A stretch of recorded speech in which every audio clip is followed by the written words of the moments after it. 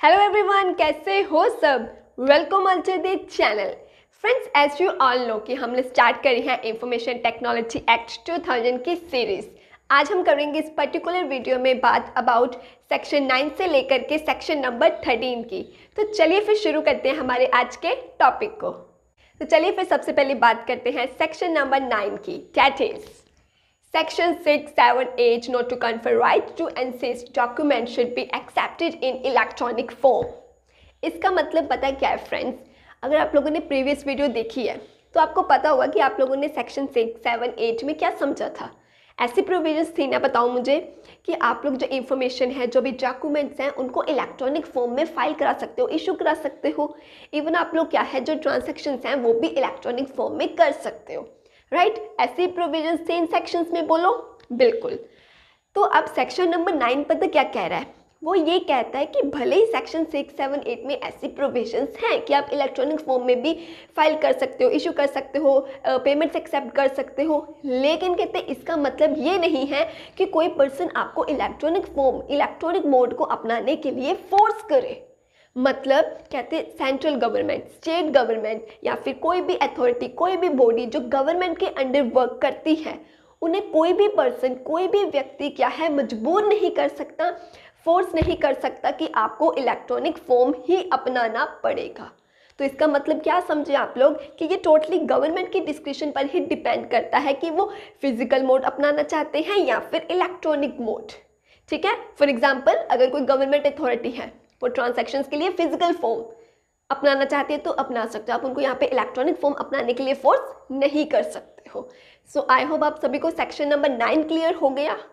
Now let's talk about section number 10, that is power to make rules by central government in respect of electronic signatures. ये section बहुत simple है। पता क्या कहता है friends, कहते हैं जो सेंट्रल गवर्नमेंट है ना, उसके पास ये पावर है, ये अथॉरिटी है कि वो क्या है, इलेक्ट्रॉनिक सिग्नेचर से जुड़ी जो चीज़ें हैं ना, उसके रिगार्डिंग रूल्स बना सकती है, रूल्स प्रिस्क्राइब कर सकती हैं। वाई? ताकि इलेक्ट्रॉनिक सिग्नेचर्स की जो लीगल वैलिडिटी है वो बनी रहे, वो सिक्योर रहे। अब वो किस तरह के रूल्स बना सकती हैं, चलिए देखते हैं। सबसे पहले टाइप ऑफ इलेक्ट्रॉनिक सिग्नेचर्स, मतलब किस तरह की इलेक्ट्रॉनिक सिग्नेचर्स जो है वो एक्सेप्ट होंगे, लाइक डिजिटल सिग्नेचर्स या फिर बायोमेट्रिक सिग्नेचर। तो इस तरह के रूल्स क्या है वो बना सकती है। ठीक। दूसरी बात, मैनर एंड फॉर्मेट, कि जो इलेक्ट्रॉनिक सिग्नेचर किए जाएंगे वो किस मैनर में, किस फॉर्मेट में किए जाएंगे, ये भी सेंट्रल गवर्नमेंट द्वारा रूल बनाया जा सकता है कि किस तरह के जो सिग्नेचर है वो एक्सेप्टेबल होंगे।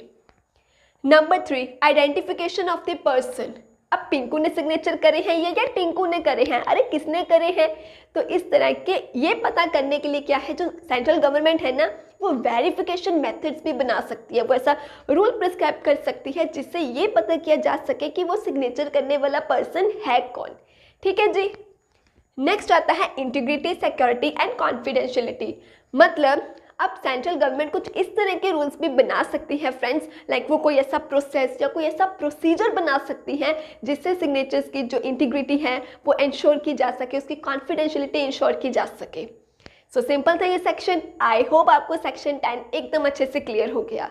Now let's talk about section number 10A, that is validity of contracts form through electronic means. ये सेक्शन ना एकदम सिंपल है। पता क्या कहता है, अच्छा लेकिन उससे पहले मुझे बताओ कॉन्ट्रैक्ट कैसे होता है। अरे यार पता है हमें, है ना, कॉन्ट्रैक्ट में प्रपोजल दिया जाता है, प्रपोजल को एक्सेप्ट करा जाता है। हाँ यार कभी कभी लेकिन जो प्रपोजल है ना वो कैंसिल भी हो जाता है। अच्छा पता था आपको, वेरी गुड। लेकिन मुझे ये बताओ फिर आप लोग, अगर ये सब कुछ पेपर बेस्ड कॉन्ट्रैक्ट नहीं हो रहा है, आप प्रपोजल को या तो एक्सेप्ट कर रहे हो या कैंसिल कर रहे हो या किसी को ऑफर दे रहे हो कॉन्ट्रैक्ट के लिए, लेकिन ईमेल के थ्रू, मैसेज के थ्रू या फिर किसी और इलेक्ट्रॉनिक फॉर्म के थ्रू, तो क्या इसे वैलिड मानोगे आप लोग या नहीं? बिल्कुल वैलिड है ये, यस, ये बिल्कुल भी इलीगल नहीं है। सेक्शन 10A यही तो कह रहा है। कहते अगर कोई कॉन्ट्रैक्ट, मतलब उसका जो आप ऑफर दे रहे हो या उसको एक्सेप्ट कर रहे हो या कैंसिल कर रहे हो, और ये सब अगर आप इलेक्ट्रॉनिक फॉर्म में कर रहे हो ना, तो इसको भी उतना ही वैलिड माना जाएगा जितना कि पेपर बेस्ड कॉन्ट्रैक्ट होता है। सिंपल था फ्रेंड्स। आई होप आपको सेक्शन 10A एकदम अच्छे से क्लियर हो गया होगा। Now friends let's talk about section number 11। अच्छा फ्रेंड्स, अभी शुरू के 3 सेक्शंस तो सिंपल थे, लेकिन अब 11, 12, 13 ये सेक्शंस को ध्यान से समझना, ठीक है। तो चलिए फिर शुरू करते हैं section number 11, attribution of electronic records. इसमें एक लाइन लिखिए ना friends, an electronic record shall be attributed to the originator. मतलब इलेक्ट्रिक रिकॉर्ड जो भेजा गया है, ओरिजिनेटर कौन होता है, जो रिकॉर्ड को भेजता है, ठीक है। तो कहते हैं उस इलेक्ट्रॉनिक रिकॉर्ड का ओरिजिनेटर तभी जिम्मेवार होगा। इस लाइन का यहाँ पे मतलब ये है कि इलेक्ट्रॉनिक रिकॉर्ड जो भेजा गया है उसका जिम्मेवार ओरिजिनेटर तभी होगा अगर 3 बातों में से कोई एक बात भी पूरी हो रही है तो। अब वो 3 बातें कौन सी हैं, चलिए अब उसके बारे में बात करते हैं। तो चलिए फ्रेंड्स, अब ये देखते हैं कि वो कौन सी 3 बातें हैं जिससे ये पता चलता है कि जो ओरिजिनेटर है ना इलेक्ट्रॉनिक रिकॉर्ड के लिए वही जिम्मेवार है। चलिए एग्जाम्पल के साथ समझते हैं। सबसे पहले बात करते हैं पॉइंट 1 के बारे में। पॉइंट 1 बता क्या कहते हैं फ्रेंड्स, कहते हैं जो ओरिजिनेटर है ना, जब वो क्या है खुद डायरेक्टली मैसेज करता है, मतलब इलेक्ट्रॉनिक रिकॉर्ड भेजता है, तो उस सिनेरियो में इलेक्ट्रॉनिक रिकॉर्ड के लिए एट्रीब्यूटेड कौन होगा, कौन जिम्मेवार होगा, ओरिजिनेटर। एग्जाम्पल देखो, ये है हमारा पिंकू, ठीक है। ये क्या है, ईमेल भेजता है जिसमें कि बिजनेस प्रपोजल होता है इस क्लाइंट को। तो यहाँ पे ईमेल भेज कौन रहा है, पिंकू। तो इट मीन्स ये कौन है, ये है ओरिजिनेटर। तो हमारा पहला पॉइंट क्या कह रहा था, पहला पॉइंट यही कह रहा था ना कि अगर एक ओरिजिनेटर डायरेक्टली अगर इलेक्ट्रॉनिक रिकॉर्ड भेजता है तो वो जिम्मेवार होगा, है ना। तो यहाँ पर पिंकू क्या है, ओरिजिनेटर। तो इट मीन्स यहाँ पे ये जो इलेक्ट्रॉनिक रिकॉर्ड भेजा जा रहा है who is attributed to that electronic record, ये पिंकू, ये ओरिजिनेटर, ठीक। अब पॉइंट नंबर 2 क्या कहता है, कहता कि अगर कहते एक ओरिजिनेटर है ना, उसने क्या है अपने बिहाफ पे एक ऑथोराइज्ड पर्सन को इलेक्ट्रॉनिक रिकॉर्ड भेजने के लिए सामने वाले बंदे को बोला है, तो उस सिनेरियो में कहते कौन जिम्मेवार होगा। चलिए एग्जाम्पल के साथ देखते हैं। तो ये है फ्रेंड्स पिंकी, ये बता कौन है, ये कंपनी की सीईओ है, हाँ जी। तो ये कहती मैं हूँ सीईओ, अब इसको भेजने हैं ऑफिशियल ईमेल्स, लेकिन ये कहती मैं तो सीईओ हूँ, खुद क्यों भेजूँ। ये ना अपना जो इसका असिस्टेंट है टिंकू, इसे कहती है कि मेरे बिहाफ पे ना तो वो ईमेल्स को भेजो। अब क्वेश्चन यहाँ पे ये है कि पिंकी खुद तो वो ईमेल्स भेज नहीं रही है, राइट। उसने बोला है अपने असिस्टेंट टिंकू को। तो मुझे आप लोग अब ये बताओ इस सिनेरियो में क्या अब ये पिंकी जिम्मेवार होगी या फिर ये टिंकू। आंसर है फ्रेंड्स पिंकी। वाई पिंकी, क्यों, क्योंकि ओरिजिनेटर तो पिंकी ही है ना, वो तो जस्ट उसके इशारों पे नाच रहा है बेचारा, मतलब वो तो सिर्फ उसके ऑथोराइज्ड पर्सन है जो उसके बिहाफ में ईमेल्स भेज रहा है। सेकेंड पॉइंट तो यही कहता है ना कि अगर ओरिजिनेटर किसी ऑथोराइज्ड पर्सन को अपने बिहाफ पे रिकॉर्ड भेजने को कहता है तो उस केस में भी ओरिजिनेटर ही जिम्मेवार होगा। तो मुझे बताइए आपको पहला एंड दूसरा पॉइंट समझ में आ गया। बात करते हैं आप थर्ड पॉइंट की, ठीक है। थर्ड पॉइंट कहते हैं कि अगर ओरिजिनेटर ने कोई ऑटोमेटेड मैसेज, कोई ऐसा सिस्टम लगा के रखा है कि आपको ऑटोमेटिकली मैसेज पहुंच जाता है, तो उस केस में कहते हैं वो सिस्टम जिम्मेवार है या फिर ओरिजिनेटर। फॉर एग्जाम्पल फ्रेंड्स, अब इसको क्या बनाए, ये पिंकी होगी, ये टिंकी होगी, चलो ये चिंकू है, ठीक है। ये है चिंकू, कहते हैं इसकी ना अपनी एक खुद की शॉपिंग वेबसाइट है, ठीक है जी। अब जब ये प्यारे प्यारे कस्टमर्स कहते हैं कुछ भी खरीदते हैं ना, कोई ऑर्डर प्लेस करते हैं, तो ऑटोमेटिकली इनको क्या है ऑर्डर कंफर्मेशन का मैसेज चला जाता है। तो इस सिनेरियो में अब जो इनको ऑटोमेटिकली इलेक्ट्रॉनिक रिकॉर्ड मिल रहा है उसके लिए जिम्मेवार कौन है, Chinku, because who is the originator, वो है चिंकू। तो मुझे बताओ फ्रेंड्स, आपको तीनों सिनेरियो समझ में आ गए। पहला पॉइंट क्या था, एक बार क्विक रिवाइज कर लो। पहला पॉइंट कहता था अगर ओरिजिनेटर डायरेक्टली सामने से इलेक्ट्रॉनिक रिकॉर्ड भेज रहा है, जिम्मेवार कौन, ओरिजिनेटर। अगर ओरिजिनेटर अपने बिहाफ पे किसी ऑथराइज्ड पर्सन को इलेक्ट्रॉनिक रिकॉर्ड भेजने को कह रहा है, उस सिनेरियो में भी जिम्मेवार कौन, ओरिजिनेटर। तीसरा, अगर जो ओरिजिनेटर है कोई ऑटोमेटिकली सिस्टम ऐसा लगा देता है जो ऑटोमेटिक मैसेज या इंफॉर्मेशन आप तक पहुंचा देता है, तो ऐसे सिनेरियो में भी जिम्मेवार कौन रहेगा, ओरिजिनेटर। सो आई होप आपको ये तीनों पॉइंट्स अच्छे से क्लियर हो गए friends. Now friends, let's talk about section number 12, that is acknowledgement of receipt. पहले इसका सबसेक्शन सुन लो, ऐसे पॉइंट सुन लो, इसके बाद इसके एग्जाम्पल दूंगी, ठीक है। तो सबसेक्शन 1 इसका पता क्या कहता है, कहते हैं अगर, देखो ओरिजिनेटर तो आप समझ गए क्या होता है, जो कि इलेक्ट्रॉनिक रिकॉर्ड को सेंड करता है। वही दूसरी ओर होता है एड्रेसी। अब वो कौन होगा, जो उस इलेक्ट्रॉनिक रिकॉर्ड को रिसीव करेगा, ठीक है। अच्छा, अब ये पॉइंट कहता है, कहते हैं जो ओरिजिनेटर है अगर उसने ना कोई स्पेसिफिक मेथड नहीं बताया, उसने ऐसा बताया ही नहीं कि किस तरीके से जो एक्नॉलेजमेंट है वो आपको भेजनी है। आप एक्नॉलेजमेंट बोले तो उसका मतलब यहाँ पर ये है रिसिप्ट की कंफर्मेशन, कि आपको रिसिप्ट मिल गई है, आपको इलेक्ट्रॉनिक रिकॉर्ड मिल गया है, आपने रिसीव कर लिया है, इस बात की कंफर्मेशन को एक्नॉलेजमेंट बोला गया है, ठीक। अगर मान लो आपने मेरे को कोई ईमेल भेजी है और मैं इस बात को आपको बोलूँ कि यस मेरे को ईमेल मिल गया था, तो उसको हम बोलेंगे एक्नॉलेजमेंट। मतलब मैंने आप लोगों को क्या दी, यहाँ पे कंफर्मेशन दी है कि मेरे तक आपकी ईमेल पहुँच गई है, मैंने आपका ईमेल पढ़ लिया है, ठीक फ्रेंड्स। अच्छा, तो कहते हैं अगर ओरिजिनेटर ने ऐसा कोई स्पेसिफिक मेथड बताया ही नहीं है कि आपको किस तरीके से एक्नॉलेजमेंट देनी है, तो उस सिनेरियो में अगर 2 हरकतें हो जाए ना तो उसको एक्नॉलेजमेंट मान लिया जाएगा। सबसे पहले अगर मान लो जो एड्रेसी है उसने या तो ऑटोमेटिकली या फिर मैनुअली, मतलब या तो ऑटोमेटेड मैसेज या फिर मैनुअली उसने कोई भी मैसेज भेज दिया, तो आप उसको क्या है लोगे, एक्नॉलेजमेंट मान लोगे, ठीक है जी। दूसरी चीज़, अगर उसने कोई भी ऐसी हरकत कर दी, कुछ भी ऐसा बिहेव कर दिया जिससे आपको ऐसा लगा कि अच्छा इसका मतलब इसको मैसेज मिल गया, इसको रिकॉर्ड मिल गया इस तक, तो फिर उसको भी हम क्या है इलेक्ट्रॉनिक रिकॉर्ड मान लेंगे। चलो एग्जाम्पल देखो, अच्छे से क्लियर होगा। तो चलिए फ्रेंड्स अब बात करते हैं एग्जाम्पल की। एज यूजुअल पिंकू, तो पिंकू को यहाँ पे मानते हैं एड्रेसी। एड्रेसी कौन होता है, यस जो कि इलेक्ट्रॉनिक रिकॉर्ड को रिसीव करता है। सपोज करो यहाँ पे ओरिजिनेटर कौन है, मैं, ठीक है। मैंने क्या इसको इलेक्ट्रॉनिक रिकॉर्ड भेजा है, लेकिन यार मैंने इसको ये तो बताया ही नहीं कि जो एक्नॉलेजमेंट है उसका क्या स्पेसिफिक मेथड रहेगा, किस स्पेसिफिक मेथड से इसको एक्नॉलेजमेंट भेजनी है। तो अब ये पॉइंट क्या कहता है कि अगर 2 हरकतें हो रही हैं तो उससे हम एक्नॉलेजमेंट मान लेंगे। अब सपोज करो फ्रेंड्स मैंने इसको इलेक्ट्रॉनिक रिकॉर्ड भेजा, राइट। सबसे पहले क्या हुआ, हो सकता है ये जो पिंकू है इसने मेरे को या तो ऑटोमेटेड मैसेज या फिर हो सकता है मैनुअली मैसेज भेज दिया, जिसमें ये लिखा हुआ आ गया कि ईमेल रिसीव्ड सक्सेसफुली। मैंने देखा ओ इसने ईमेल रिसीव कर ली, तो इसको क्या है एक्नॉलेजमेंट मान लिया जाएगा। दूसरा, हो सकता है इसने मेरे को कोई मैसेज तो नहीं भेजा, लेकिन इसने कुछ ना कुछ ऐसा कंडक्ट, कुछ ना कुछ ऐसा बिहेव कर दिया। हो सकता है मान लो इसने कॉन्ट्रैक्ट साइन कर दिया। अब मेरे को पता चल रहा है कि इसने कॉन्ट्रैक्ट साइन कर दिया, भले इसने खुद से मेरे को मैसेज करके ना बोला हो, लेकिन क्योंकि कॉन्ट्रैक्ट साइन हो गया तो मेरे को बताओ क्या ये क्योंकि ऐसी हरकत हो गई, एक इसके द्वारा किया गया कुछ ऐसा कंडक्ट हो गया जिससे मैं ये समझ सकती हूँ कि इसका मतलब इसको इलेक्ट्रॉनिक रिकॉर्ड रिसीव हो गया था, राइट। तो इसको भी क्या है एक्नॉलेजमेंट मान लिया जाएगा।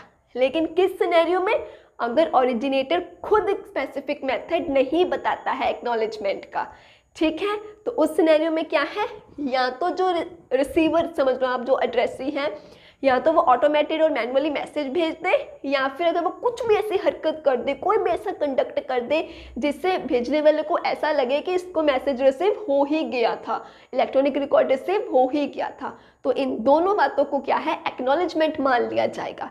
एक्नॉलेजमेंट क्या होता है मैं फिर से बता रही हूँ, एक्नॉलेजमेंट का मतलब यहाँ पर यह है कि आपको मैसेज रिसीव हो चुका है, आप रिसीव की यहाँ पे कंफर्मेशन दे रहे हो। तो बोलो फ्रेंड्स आपको सेक्शन 12 का सब सेक्शन 1 सबको क्लियर हो गया। तो ठीक है, अब बात करते हैं सेक्शन 12 के सब सेक्शन 2 के बारे में। तो 2 पता क्या कहते हैं फ्रेंड्स, सेक्शन 2 कहते हैं अगर मान लो, देखो ओरिजिनेटर कौन हूँ मैं, है ना।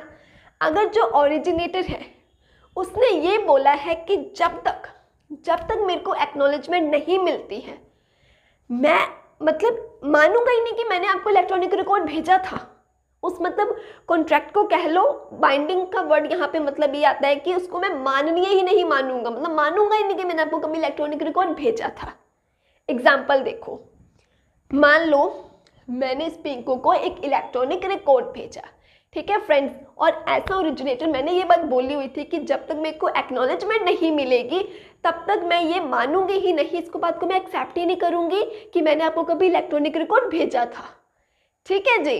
तो अब यार मैंने जब इसको इलेक्ट्रॉनिक रिकॉर्ड भेजा ना, इसने मुझे कोई ऑटोमेटेड मैसेज नहीं भेजा, मैनुअली भी कोई मैसेज नहीं भेजा, और तो और इसने ऐसा कोई कंडक्ट भी नहीं करा, कुछ ऐसा बिहेव भी नहीं करा जिससे यार मुझे ये लगे कि इसको इलेक्ट्रॉनिक रिकॉर्ड रिसीव हो गया होगा। तो मुझे बताओ कि यहाँ पे मेरे को किसी भी तरह की कोई एक्नॉलेजमेंट मिली नहीं। तो इट मीन्स अब मैं यहाँ पे मुकर सकती हूँ कि मैंने आपको कभी इलेक्ट्रॉनिक रिकॉर्ड भेजा ही नहीं था। तो सब सेक्शन 2 यही बोलता है। आई होप आप सबको क्लियर हो गया।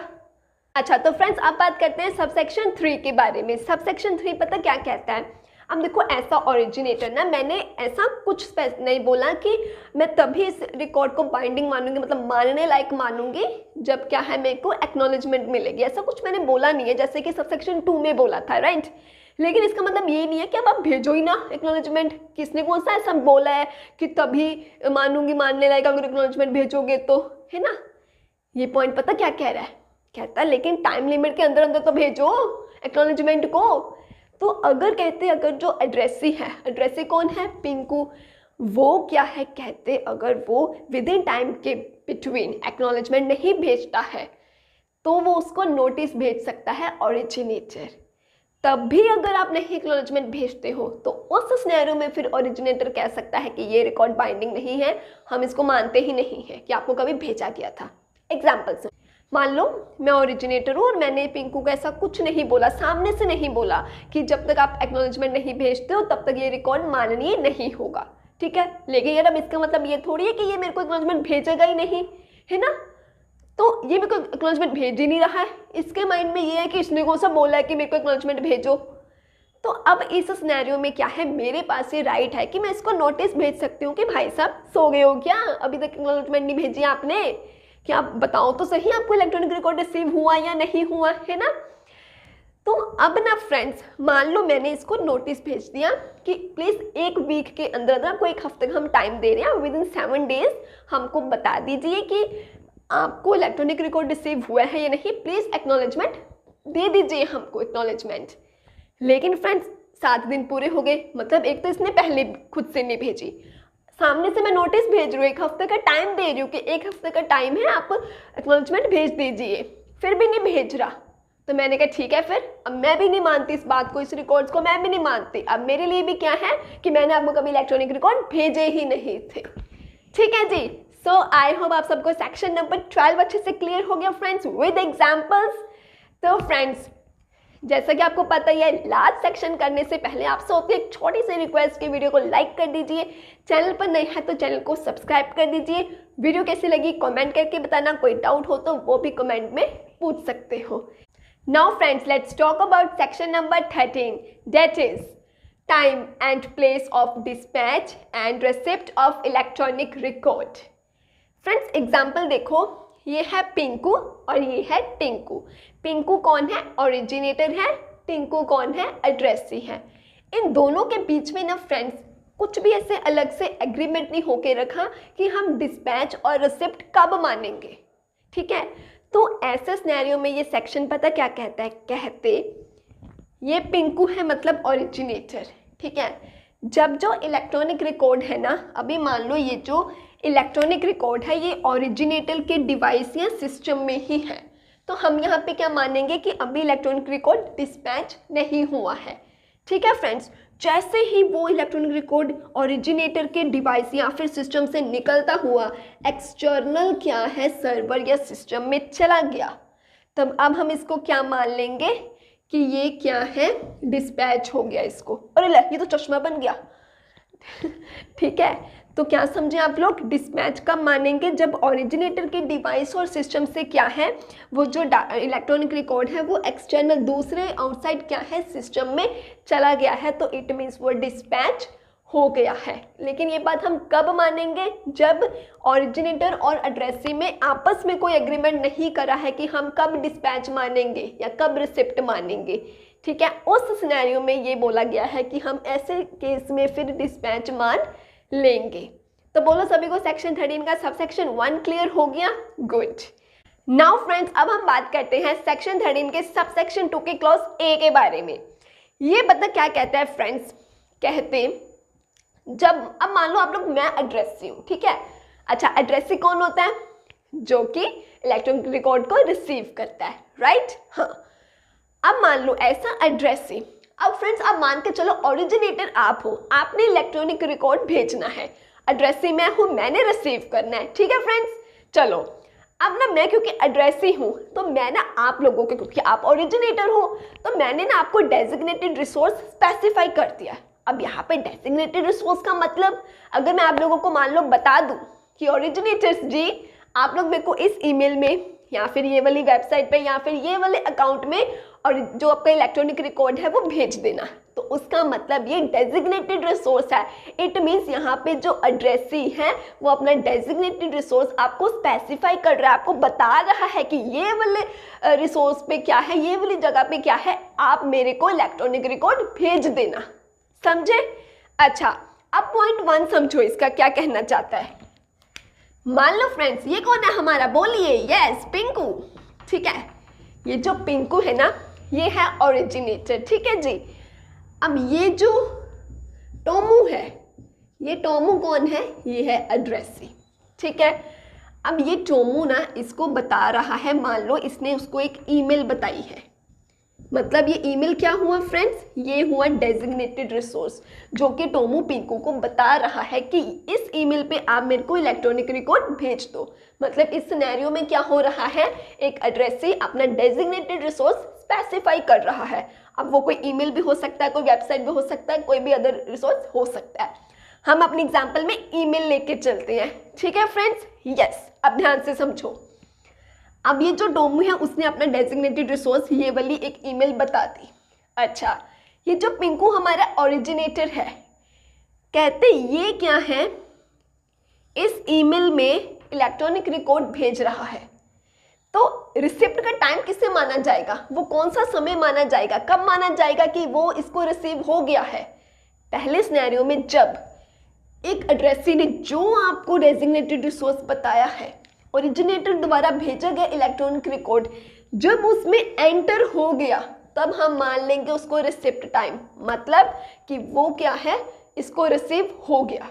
अब हमें नहीं पता इसने वो ईमेल ओपन करके देखी है या नहीं हुई, लेकिन हम कह रहे हैं कि आपने जो हमको रिसोर्स बताया था उसमें वो मैसेज एंटर हो गया, तो इट मीन्स हम मान के चल रहे हैं कि आपने रिसीव कर लिया, उसको हम रिसिप्ट टाइम मान लेंगे। इतना क्लियर हो गया फ्रेंड्स। अब इसका पॉइंट 2 देखते हैं। सपोज करो फ्रेंड्स ये जो टोमू है ना, इसका एक अकाउंट है tomu1315@gmail.com, ठीक है। ये इसका ना मान लो पर्सनल ईमेल अकाउंट है, ठीक है। अब मान लो इसका एक है टोमू ऑफिशियल ये वो जीमेल अकाउंट, ठीक है जी। ये मान के चलो टोमू के क्या है, 2 ईमेल्स है इसके पास और दोनों इसके हैं। लेकिन फ्रेंड्स, लेकिन माय डियर फ्रेंड्स, ये जो टोमू है ना इसने अपना ऑफिशियल जो ईमेल अकाउंट है ना वो डेजिग्नेट करा था ओरिजिनेटर को, बट अनफॉर्चुनेटली पता क्या होता है, ये जो ओरिजिनेटर है ना पिंकू, ये बाय मिस्टेक क्या करता है, गलती से उसके पर्सनल वाले ईमेल अकाउंट में इलेक्ट्रॉनिक रिकॉर्ड भेज देता है। तो मुझे बताओ आप लोग, क्या वो जो पर्सनल ईमेल अकाउंट है वो डेजिग्नेटेड रिसोर्स है? नो। क्यों? क्योंकि टोमू ने तो अपना ऑफिशियल अकाउंट इसको दिया था, तो इसका मतलब ऑफिशियल अकाउंट डेजिग्नेटेड रिसोर्स है, बट इसने बेचारे ने गलती से उसके पर्सनल अकाउंट में भेज दिया इलेक्ट्रॉनिक रिकॉर्ड।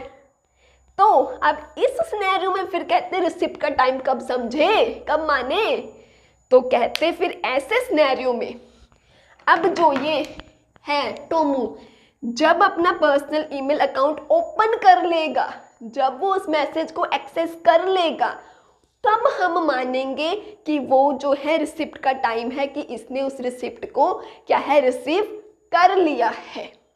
समझे फ्रेंड्स? अगर कंफ्यूजन है तो एक बार फिर से ध्यान से सुनो।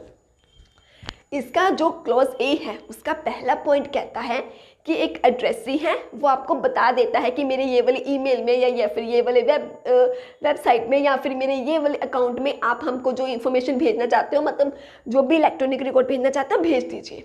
और ओरिजिनेटर बिल्कुल जिसने जो ईमेल या जो वेबसाइट बताई थी बिल्कुल उसी में भेजता है। तो जैसे वो उसमें एंटर हुआ, उस डेजिग्नेटेड रिसोर्स में जो भी एड्रेसी ने बताया था, मान लिया कि यही रिसिप्ट का टाइम है, मान लिया हमने कि एड्रेसी ने वो चीज़ रिसीव कर ली है।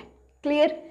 दूसरा पॉइंट क्या कहता है, अरे यार बताया तो उसने कुछ और ईमेल अकाउंट था, भेज दिया हमने उसके किसी वेबसाइट पे या किसी अनदर अकाउंट पे।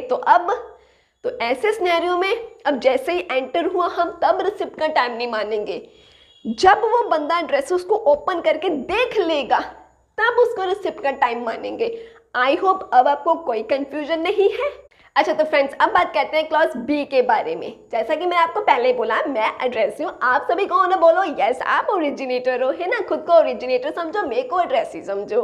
अच्छा तो फ्रेंड्स क्लॉज ए में क्या था कि मैं ऐसा एड्रेसी आपको स्पेसिफाई कर रही थी कि आपको अगर इलेक्ट्रॉनिक रिकॉर्ड मेरे को भेजना है तो कौन से ईमेल में भेजना है या कौन सी वेबसाइट में या कौन से अकाउंट में, राइट। लेकिन फ्रेंड्स अब क्लोज बी कहता है कि मैं एक एड्रेसी जो हूँ, अगर मैं आपको ये बताऊँ ही ना, अगर मैं आपको ये स्पेसिफाई करूँ ही ना कि आपको कहाँ कौन से रिसोर्स में मेरे को रिकॉर्ड भेजना है, तब कहते हैं फिर रिसिप्ट का टाइम क्या होगा, किसको माना जाएगा। तो ऐसे सिनेरियो में फ्रेंड्स अब आप इलेक्ट्रॉनिक रिकॉर्ड मेरे पर्सनल ईमेल अकाउंट में भेज रहे हो, ऑफिशियल ईमेल अकाउंट में भेज रहे हो, किसी वेबसाइट में मेरे भेज रहे हो, मेरे किसी व्हाट्सएप नंबर पे भेज रहे हो, इंस्टा पे भेज रहे हो, जहां आपका मन है आप भेज रहे हो, मेरे अकाउंट है ना वो सारे, राइट। तो मेरे किसी भी अकाउंट में मतलब किसी भी सर्वर में किसी भी सिस्टम में जब आपके द्वारा भेजा हुआ इलेक्ट्रॉनिक रिकॉर्ड एंटर हो जाएगा ना, उसी वक्त वो क्या है, वो रिसिप्ट का टाइम मान लिया जाएगा। आई होप आपको सबसेक्शन 2 क्लियर हो गया कि एक टाइम आता है जब एड्रेस स्पेसिफाई करता है, एक टाइम क्या होता है जब स्पेसिफाई नहीं करता है। तो ये दो सिनेरियो थे, आई होप आपको क्लियर हो गए होंगे। नाउ फ्रेंड्स अब हम बात करते हैं सबसेक्शन 3 के बारे में। सबसेक्शन 2 में हमने ये देख लिया कि रिसिप्ट का टाइम किसे माना जाता है, तो सबसेक्शन 3 कहता है कि रिसिप्ट का प्लेस किसे माना जाएगा। तो फ्रेंड्स आप हो ओरिजिनेटर, मैं हूँ एड्रेसी। आप ओरिजिनेटर हो मतलब आप डिस्पैच करोगे इलेक्ट्रॉनिक रिकॉर्ड, मैं एड्रेसी हूँ मतलब मैं रिसीव करूँगी। अगर आप में और मुझ में हमने कुछ अलग से एग्रीमेंट नहीं करके रखा कि हम डिस्पैच और रिसिप्ट का प्लेस किसे मानेंगे, तो तब इस केस में डिस्पैच और रिसिप्ट किसे माना जाएगा वो जानिए। तो फ्रेंड्स आप जो ओरिजिनेटर हो, आपका इलेक्ट्रॉनिक रिकॉर्ड डिस्पैच करने का प्लेस माना जाएगा कि आप अपने जहाँ से आपने डिस्पैच करा है ना वो आपका बिजनेस प्लेस है, मतलब आपके बिजनेस प्लेस को डिस्पैच का प्लेस माना जाएगा। मैं एड्रेसी हूँ, मेरे बिजनेस प्लेस को रिसिप्ट का प्लेस माना जाएगा। मतलब अगर आप डिस्पैच कर रहे हो तो हम ये मान के चलेंगे कि आप अपने बिजनेस प्लेस से इलेक्ट्रॉनिक रिकॉर्ड डिस्पैच कर रहे हैं, और मैं एड्रेसी हूँ, मेरा काम है इलेक्ट्रॉनिक रिकॉर्ड को रिसीव करना। इस सबसेक्शन 3 के अकॉर्डिंगली ये माना जाएगा कि मैं एक एड्रेसी क्या हूँ, अपने बिजनेस प्लेस से क्या है उस इलेक्ट्रॉनिक रिकॉर्ड को रिसीव कर रही हूँ। आई होप क्लियर, दोनों के बिजनेस प्लेसेस को ही डिस्पैच और रिसीव माना जा रहा है, ठीक जी। नाउ फ्रेंड्स अब बात करते हैं सबसेक्शन 4 के बारे में। ये पता क्या कहता है फ्रेंड्स, इसके लिए ना एक एग्जाम्पल देखो। एग्जाम्पल ये है फ्रेंड्स, ये जो पिंकू है ना फ्रेंड्स ये ओरिजिनेटर है, ये है दिल्ली में, ठीक है। तो हम इसका बिजनेस प्लेस क्या मान के चलेंगे कि दिल्ली है, ठीक है। ये जो टोमू है इसका बिजनेस प्लेस मुंबई में है, ठीक है जी। हम ये मान के चल रहे कि इसका बिजनेस प्लेस मुंबई में है।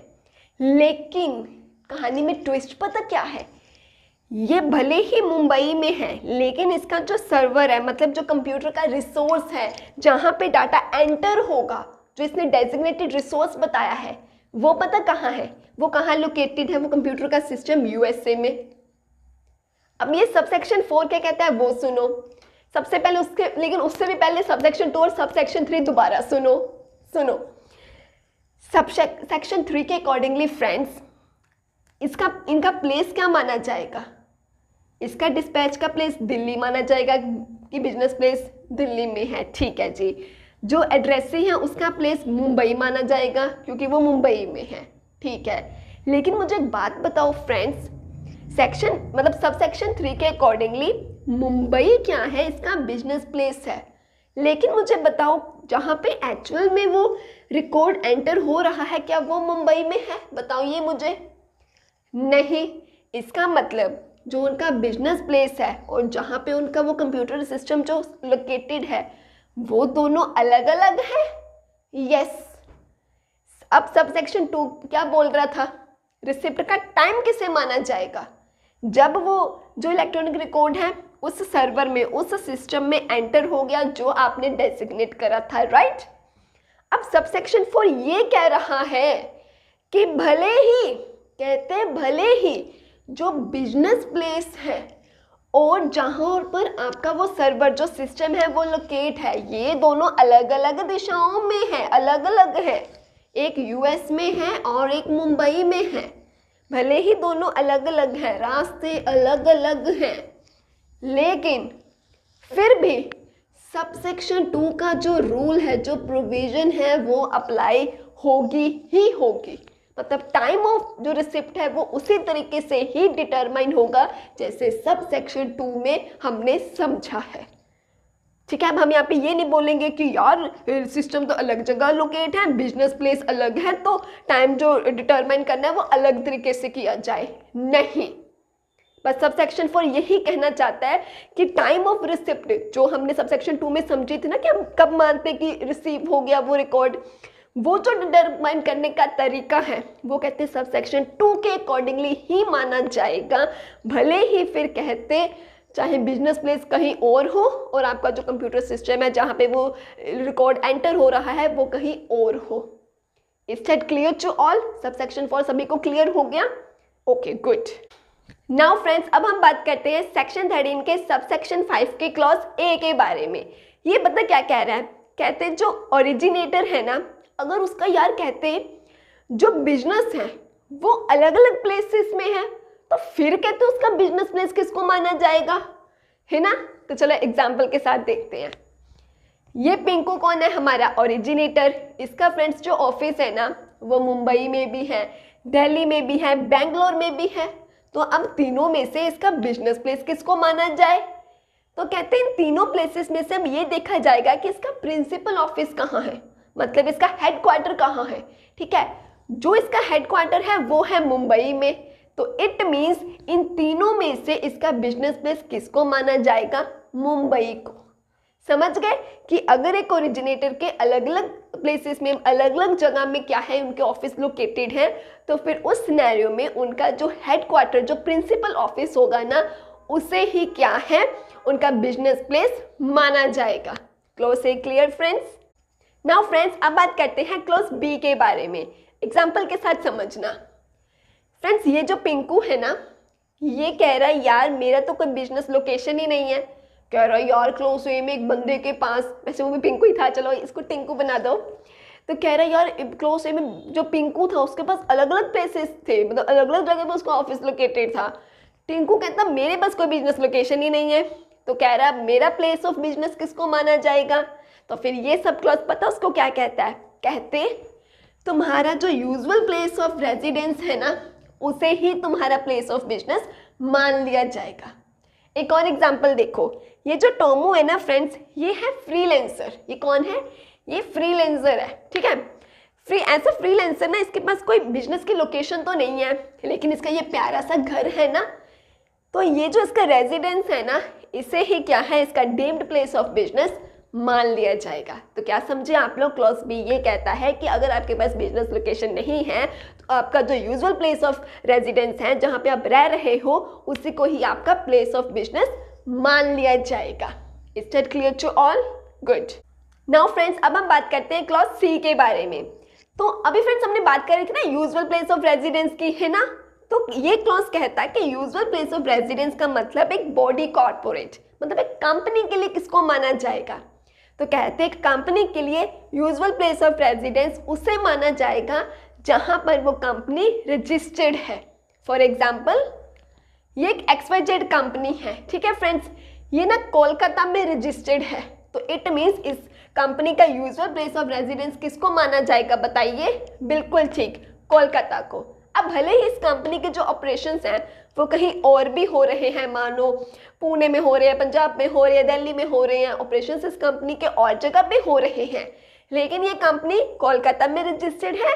दैट मीन्स इसका यूजुअल प्लेस ऑफ रेजिडेंस किसको माना जाएगा? कोलकाता को। Is that clear to all? Friends, I hope आपको आज का टॉपिक अच्छे से क्लियर हो गए। मिलते हैं अपकमिंग वीडियो में, तब तक के लिए बाय बाय, टेक केयर।